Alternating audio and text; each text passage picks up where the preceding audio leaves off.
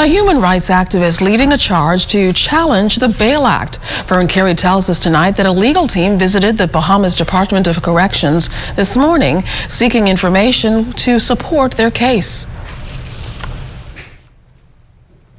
Supreme Court Judge Cheryl Grant Thompson, the Director of Public Prosecutions, Gavin Gaskin, Attorney Maria Daxon, Rice Bahamas President Fred Smith-Cusey, and his legal team, along with Omar Archer, visited the Bahamas Department of Corrections Friday morning on a fact-finding mission.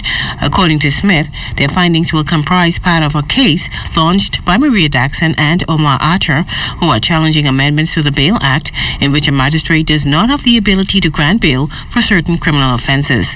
Daxon and Archer were both recently detained at the Bahamas Department of Corrections on two separate occasions after being denied bail on offenses under the criminal libel laws. They had to apply for bail in the Supreme Court. Archer was kept in prison, I think, for 2 weeks on that occasion, where he was in prison for 18 days. And Maria Daxon was just 2. She was in custody for 2 days.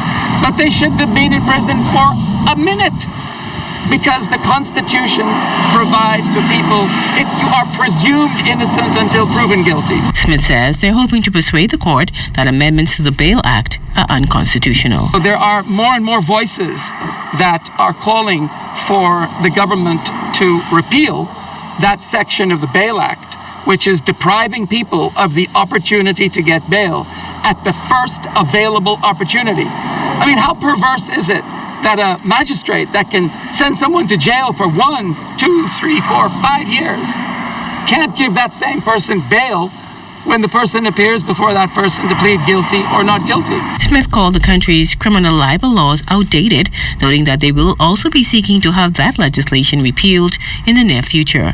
Now, we understand that draft legislation is being prepared by the Attorney General's office to address concerns relating to the Bail Act.